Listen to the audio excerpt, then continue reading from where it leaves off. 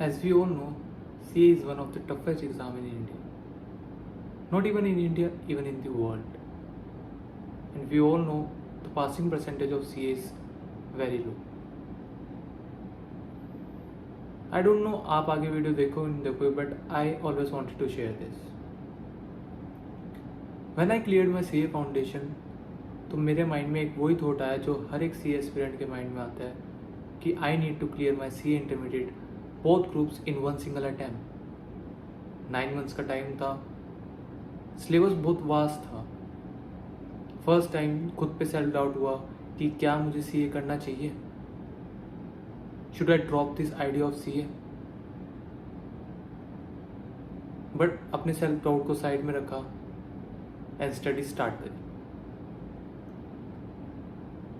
Foundation के result के बाद मैंने CA का ऑफिस भी ज्वाइन कर लिया था, तो साथ साथ मैं ऑफिस भी जा रहा था और इंटरमीडिएट की स्टडीज भी मैनेज कर रहा था. अप्रैल में मुझे एक बैंक सर्जरी ऑडिट अलॉट हुआ और साथ ही मेरी CA इंटर की क्लासेस भी चल रही थी. बर्डन बहुत बढ़ चुका था क्योंकि ऑडिट की टाइमिंग्स भी ज़्यादा रहती थी एंड क्लासेस मैनेज करना थोड़ा टफ हो चुका था. बहुत सी क्लासेस भी मिस हुई, बट किस तरह मैनेज करा और स्टडीज़ कंटिन्यू रखी. एंड मई में मेरी सिस्टर का रोका हो गया. मुझे पता था कि मैरिज भी जल्दी हो जाएगी एंड नवंबर में एग्ज़ाम्स है. जल्दी से जल्दी मुझे अपनी स्टडीज़ कंप्लीट करनी पड़ेंगी. ग्रुप 2 का आइडिया मैं छोड़ चुका था क्योंकि मुझे लग नहीं रहा था कि मैं बहुत ग्रुप्स दे पाऊंगा.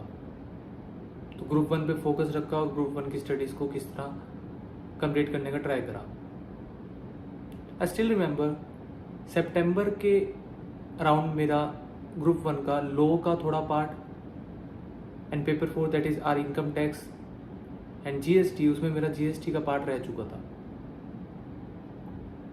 एंड सितंबर में मुझे स्टमक इन्फेक्शन हो गया जिसकी वजह से मेरी क्लासेस और डिले होगी.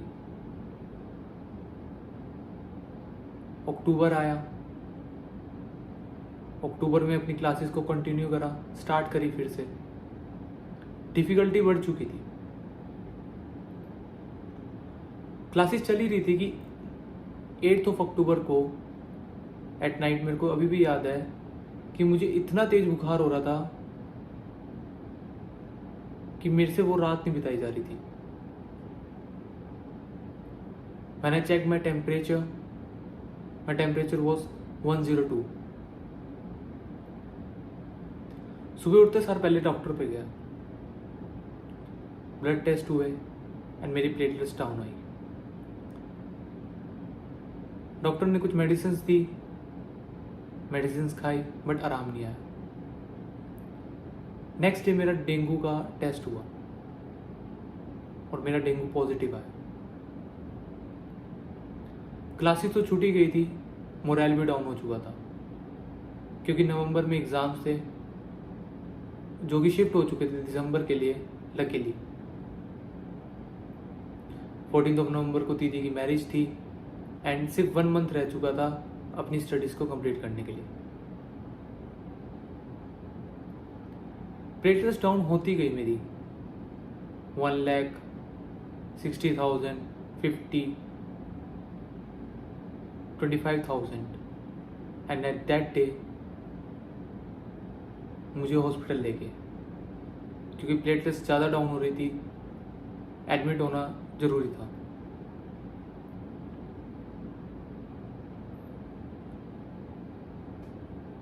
मैं बहुत डर चुका था एंड आई रिक्वेस्ट डॉक्टर कि मेरा फिर से टेस्ट कर लीजिए. उस दिन आई डोंट नो क्या रहा, प्लेटलेट्स बढ़ी रही.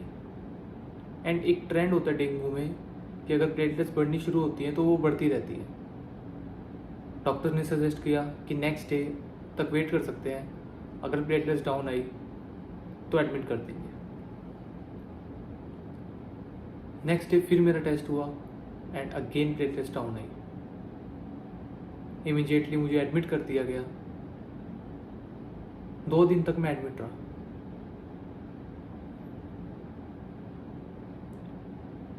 फर्स्ट टाइम थॉट आया कि मेरे को अपने एग्ज़ाम्स नहीं देने चाहिए, प्रिपरेशंस है नहीं और पिछला कुछ याद है नहीं।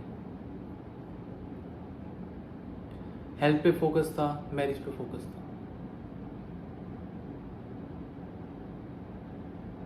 13 डेज बाद मैं रिकवर हुआ और मैरिज की प्रिपरेशन के साथ साथ अपनी स्टडीज़ भी कंटिन्यू रखी। मेरे माइंड में ये नहीं आया कि यार मैरिज को छोड़ के सीए पे फोकस करना चाहिए, क्योंकि वो मेरे लिए बहुत एक स्पेशल मोमेंट था। मेरी रियल सिस्टर की मैरिज थी।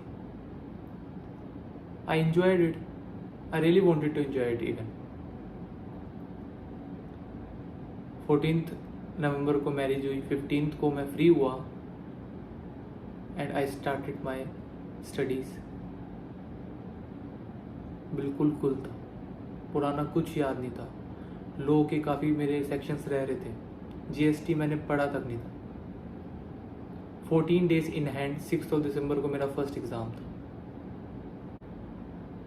लास्ट ऑप्शन यही था कि क्वेश्चन पेपर अप्रोच यूज़ करनी पड़ेगी और मैंने वही करा। किस तरह क्वेश्चन पेपर अप्रोच के साथ मैं एग्ज़ाम देने गया। 6 दिसंबर को अकाउंट्स का एग्ज़ाम दिया। ज़्यादा अच्छा नहीं हुआ बट पास लायक हो गया था। लो डिफिकल्ट गया क्योंकि कुछ पार्ट मैंने कर नहीं रखा था। Then cost and now income tax. Income tax किस तरह मैनेज कर लिया था बट जीएसटी मैनेज नहीं हो पाया। जीएसटी में कुछ नहीं आता था और सिर्फ इनकम टैक्स के 60 मार्क्स के भरोसे मैं पास हो जाऊँ ऐसा मुझे लग नहीं रहा था। एग्ज़ाम्स कंप्लीट हुए, नेक्स्ट डे से मैं अपने ग्रुप 2 की तैयारी के लिए लग गया, क्योंकि मुझे पता था मैं ये ग्रुप 1 क्लियर नहीं कर पाऊंगा और मई 23 में मुझे बोथ ग्रुप्स देने पड़ेंगे। बोथ ग्रुप्स के आइडिया से ही डरने लग गया था। सोचा अभी भी टाइम है, सीए छोड़ देता हूँ। बट वो एक माइंड में था ना, वो 2 प्रेफिक्स, 2 वर्ड्स सीए, वो चाहिए। 2 मंथ्स तक ग्रुप 2 की तैयारी करी। रिजल्ट आया, मन भी नहीं था कि रिजल्ट देखूं। 26 फेब को रिजल्ट आया था एट 1:30। 4 घंटे तक मैंने अपना रिजल्ट चेक नहीं करा। सबके फोन आ रहे थे कि मैं पास हो गया, मैं पास हो गया। मैं डिप्रेस हो रहा था क्योंकि मुझे पता था मैं बिल्कुल पास नहीं हो पाऊंगा। दीदी को अपना रोल नंबर दिया, दीदी ने मेरा रिजल्ट चेक करा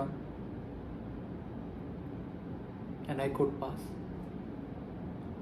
14 डेज की प्रिपरेशन से पास करना मुझे इम्पॉसिबल लग रहा था।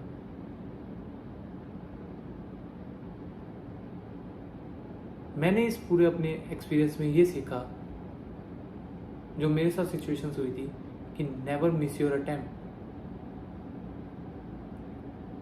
एक अटेम्प्ट मिस करना मतलब खुद को पीछे कर देना।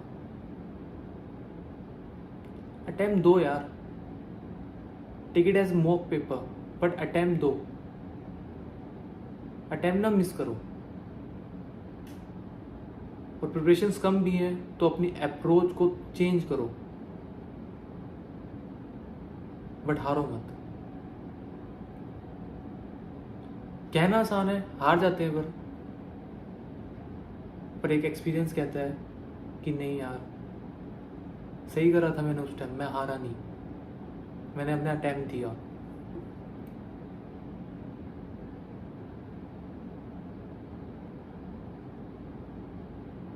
तब मुझे सब कहते यार तेरे बस की नहीं है, मत कर। और मुझे याद है मैंने तब लिखा था, हमें डर को डराना है, मंजिल पर जाकर झंडा लहराना है। तो सब बोलते हैं कि तू नहीं कर पाएगा, उन्हें हमें सीए बन के दिखाना है। रास्ते जरूर मुश्किल हैं, पर कांटों को पार करके दिखाना है।